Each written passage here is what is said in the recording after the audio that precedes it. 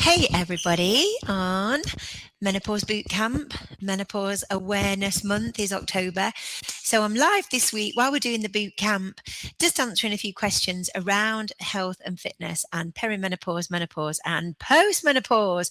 So if you've got any questions, comments, thoughts, feedback, this is the place. I'm doing every evening about 5:15, give or take.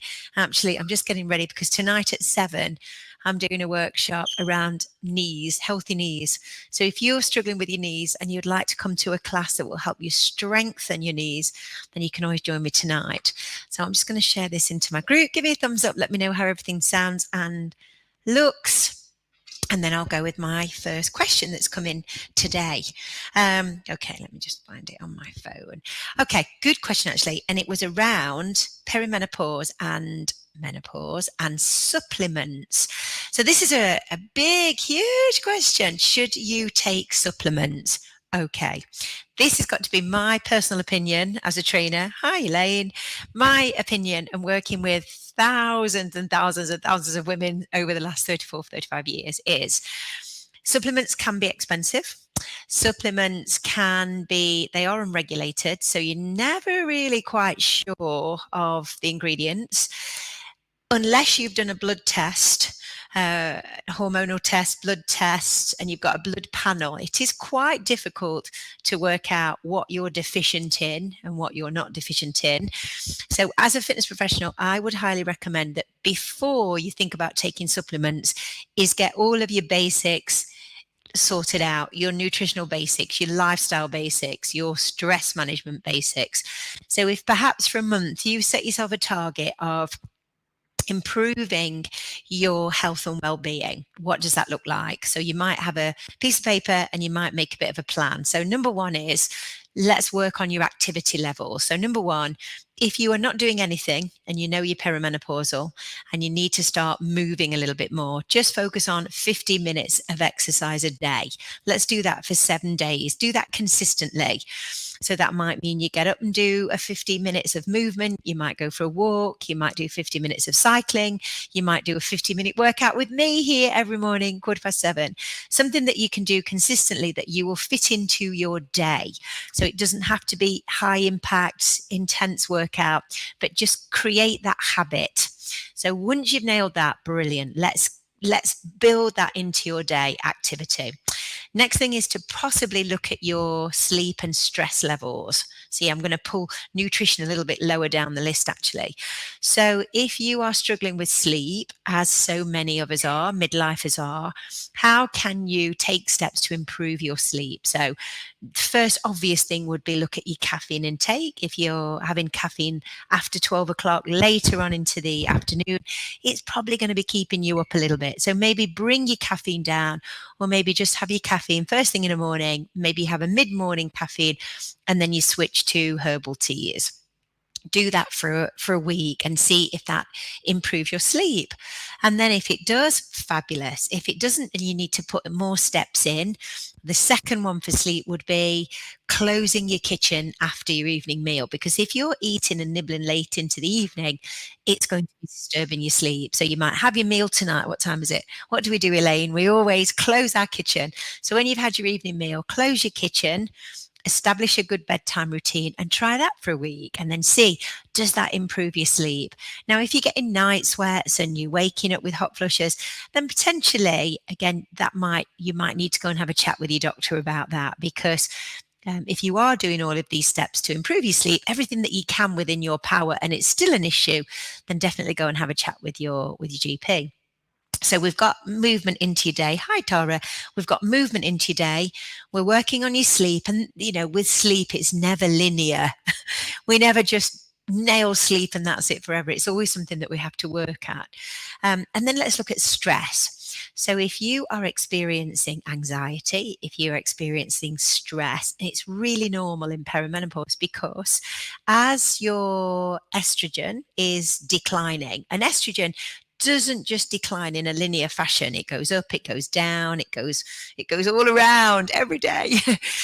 And this is why symptoms can be really varied. Sometimes they can be very acute and sometimes they just drip in tap, because the level of estrogen, is not just going down. It's going like this, if that was a graph. And also estrogen is linked very much with serotonin. Serotonin is a hormone that controls mood and digestion and how you feel and your happiness. So when estrogen is declining, often so is serotonin. So how can we improve our serotonin levels? Again, well, movement is going to help improve your serotonin levels, because when you do exercise, again, you feel good, you get that positive energy. So that's going to help with your mood. Also, it's going to help with your sleep. So exercising indirectly, movement is going to help with your sleep. Again, that's going to help with your serotonin. Are you seeing that everything's linked? It's like a jigsaw puzzle all coming together. Also, if you're improving your nutrition, so you're eating more greens, you're eating more protein, that's going to help as well. So everything's interlinked.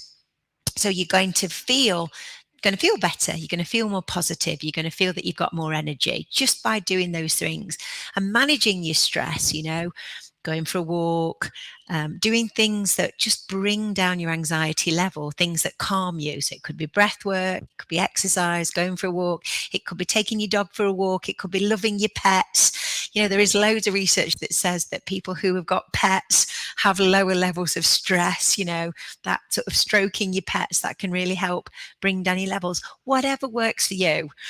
Do it on a regular and a consistent basis, so it helps managing your stress and taking yourself out of stressful situations. So we've not even really mentioned nutrition. So I would say nutrition comes fourth on the list. So if you have built exercise into your day, movement, you have just taken steps to improve your sleep, if you are taking steps to improve your stress levels, those three big things for sure are going to really have an impact on your health and well-being. And then nutrition basics. So if you can get all of those lined up, then think about taking supplements. There's no point just taking supplements first unless you've got the basics in place first of all. Gosh, I know, does it? I think it's like you become the detective. You're detective of your own health and well-being. And you just take really small steps on a daily basis that will improve those elements of your health and fitness. What we're trying to move away from is all or nothing. Change everything. Change your diet, change your exercise, join a gym, all of those things, because it's really unsustainable. It's just the small little tiny steps, habit stacking, that you do on a regular basis that over the long term are going to really improve your health and well-being. So you might just write it down, make a plan. What you're going to work on this week? It might be movement. Great, let's do that. What are you going to work on next week? Okay, I'm going to work on movement. I'm going to keep that going, but I'm going to work on sleep. What does that look like? Okay, that means reducing caffeine and closing my kitchen at night. Let's see how that goes. Brilliant. Third week, let's up the amount of hydration. Let's drink an extra 2 glasses of water a day. Great. Let's do that for a week. So you're stacking all those habits one on top of the other until that becomes your routine. Hello from Greece. How are you? Gosh, oh, does it? I hope it does. The simple things, we're really moving away from all or nothing. It's just the simple habits that you start to change slowly. Give yourself 12 weeks, 16 weeks, a year to improve your health and well-being, and just take it one step at a time. It doesn't need to be overwhelming. What we don't want is your plan to be happier, healthier, and fitter to be overwhelming. We want it to be fun and enjoyable. So you get lots of small wins along the way. And those habits stick with you. It's not something that you just do with me for a week or do for 4 weeks or 21 days. It's something that, I can manage that. I can do 15 minutes a day, no problem. And I can continue to do that for the foreseeable future. Great. I can work. I know now what's causing me to perhaps interrupt my sleep. And it's because I'm drinking too much coffee. It's because I'm eating late at night. They're having an impact. Okay, let me take steps to remedy that. Stress. 5 things that you can do to bring down your stress levels or your anxiety levels. Great, do them. Yeah, absolute Joe. Just choose, pick them, work on them until it becomes a habit. And the habit is something that you do unconsciously. So it becomes that you always get up, do your workout. You always get up, have a glass of water, do your workout.